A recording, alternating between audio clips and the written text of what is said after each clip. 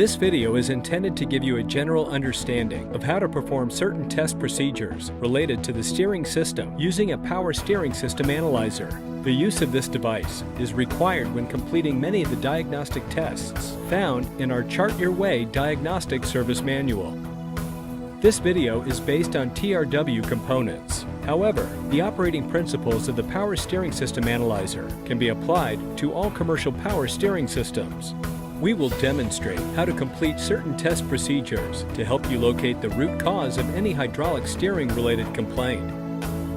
You will be shown how to properly install this device to get measured results for system flows and pressures, poppet trip pressure, and internal leakage. The TRW Power Steering System Analyzer Guide will serve as a helpful reference and provide areas to record your results.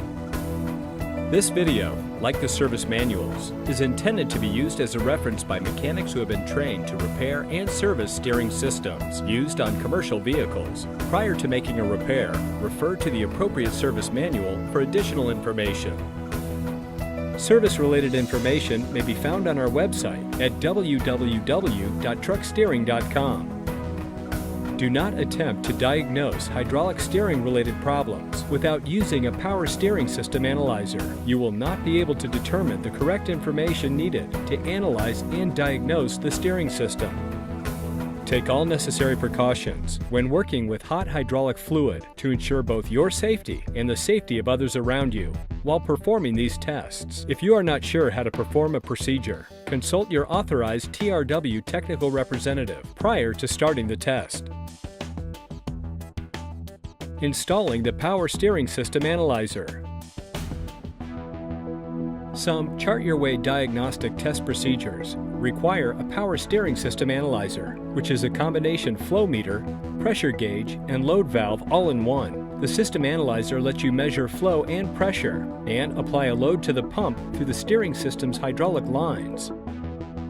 Depending on the model of gauge being used, you may see an arrow showing the direction of the oil flow. This will assist you in making sure the flow meter is properly installed in the system. A load valve located near the gauge is used to either restrict or open the flow of oil to the system. The gauge has a scale to read the flow of oil in gallons per minute. System pressure is measured in pounds per square inch. The Power Steering System Analyzer is installed between the power steering pump and the steering gear.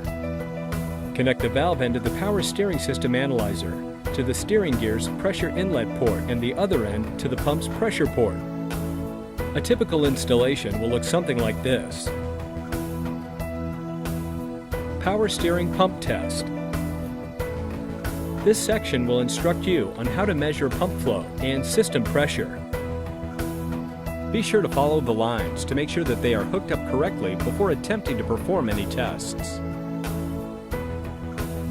For your safety, do not allow system pressure to exceed 3,000 psi and do not keep the load valve closed for longer than 5 seconds at a time. This will prevent excessive heat buildup. Now, verify the engine's idle speed per the OEM specifications. Install the Power Steering System Analyzer in the pressure line with the load valve fully open. Recheck and adjust the fluid level if required. Install a temperature gauge in the reservoir and begin the test with the fluid temperature between 125 and 135 degrees Fahrenheit. Start the engine and let idle.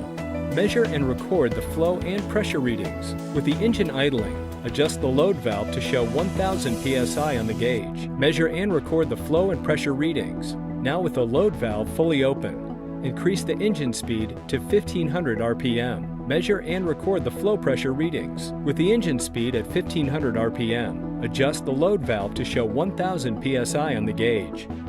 Measure and record the flow and pressure readings.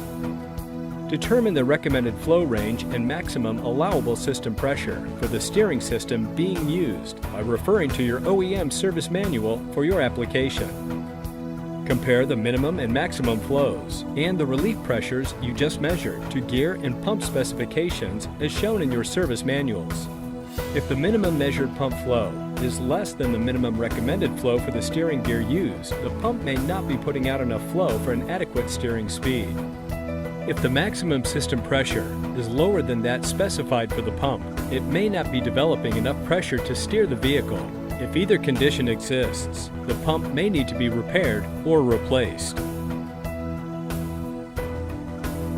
Pump flow control response test. This section will instruct you on how to determine proper pump flow control response. Be sure to follow the flow lines to make sure that they are hooked up correctly before attempting to perform any tests. For your safety, do not allow system pressure to exceed 3,000 psi, and do not keep the load valve closed for longer than 5 seconds at a time. This will prevent excessive heat buildup. System temperature must not exceed 250 degrees Fahrenheit or 150 degrees Fahrenheit above the surrounding temperature at any time during the test. If it does, stop the test. Damage to hoses, seals, and other components may result if operated at extreme temperatures. Install the power steering system analyzer in the pressure line with the load valve fully open.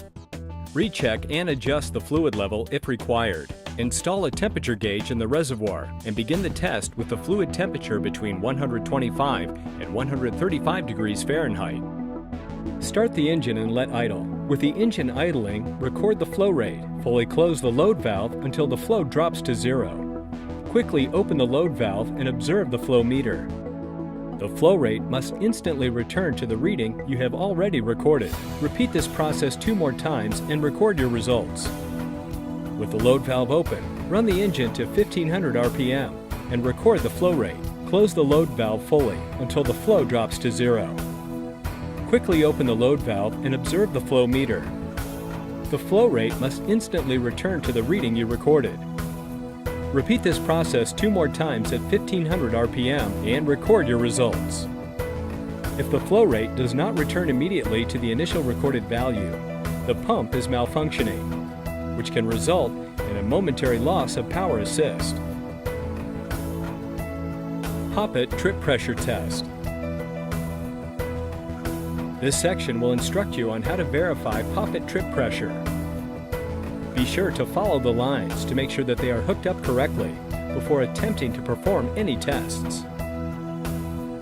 Install the power steering system analyzer in the pressure line with the load valve fully open. Recheck and adjust the fluid level if required. Install a temperature gauge in the reservoir and begin the test with the fluid temperature between 125 and 135 degrees Fahrenheit. Start the engine and increase the engine speed to 1500 RPM.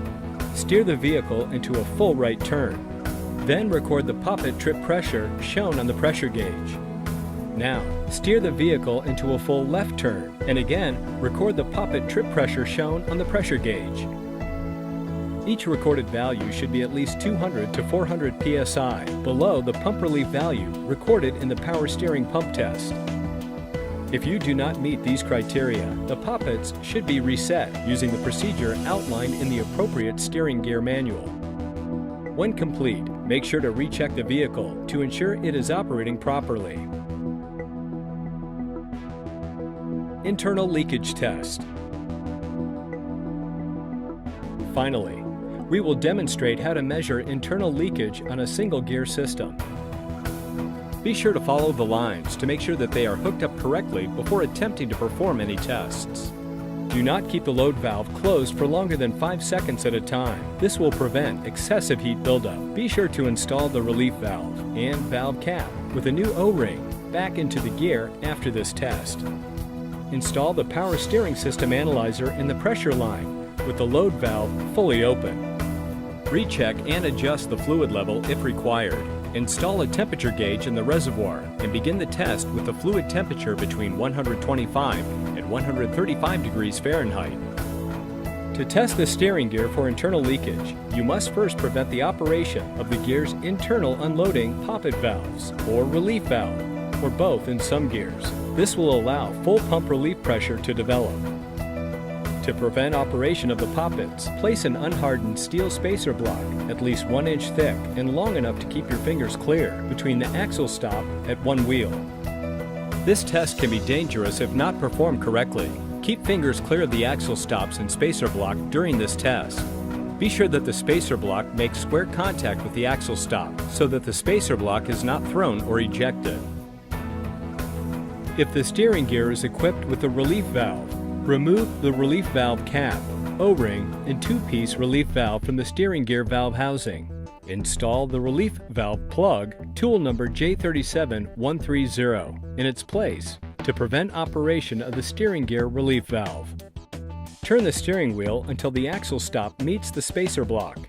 Apply 20 pounds of force to the rim of the steering wheel during this test to be sure that the steering gear control valve is fully closed.